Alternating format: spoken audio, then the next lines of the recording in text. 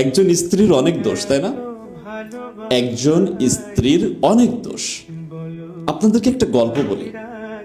এক ব্যক্তি এক বুজুর্গর কাছে গিয়ে বলল, হুজুর, আমার স্ত্রীর অনেক দোষ।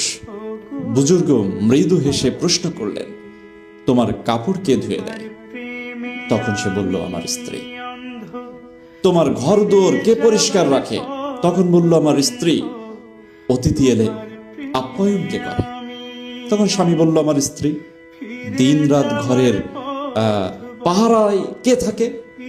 তখন স্বামী উত্তর দিল, আমার স্ত্রী। তুমি বাইরে থাকলে সংসারের দায়িত্ব কে সামলায়? তখন বলল, আমার স্ত্রী। তোমাকে রাতের সুখ, প্রশান্তি, ভালোবাসা কে দেয়? তখন স্বামী বলল, আমার স্ত্রী। তুমি আজ বাবা হতে পেরেছো কার কারণে? তখন বলল, আমার স্ত্রীর কারণে। বুজুর্গ বললেন, তোমার স্ত্রী এই সব কাজ বিনা মজুরিতে করে, কিছু না নিয়ে এসব দায়িত্ব পালন করে। তুমি তোমার স্ত্রীর দোষ খুঁজছ?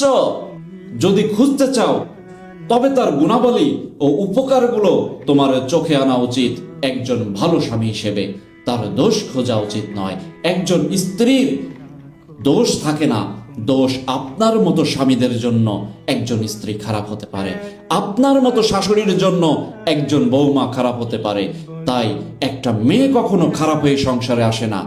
একজন মেয়ে মানুষ সংসার করার উদ্দেশ্যে আছে। সে শ্বশুর বাড়িতে আসার পরে বিভিন্ন মানুষের কষ্ট দেওয়া, বিভিন্ন ধরনের আঘাত প্রতিঘাতের কারণে সে নষ্ট হয়। আর স্ত্রীর দোষ যদি ধরতে চান, তাহলে আপনি তার গুণাবলীগুলো আগে ধরুন। তার দোষ নাই, আমি মনে করি একজন স্ত্রীর দোষ 1% আর স্বামীর দোষ 99%।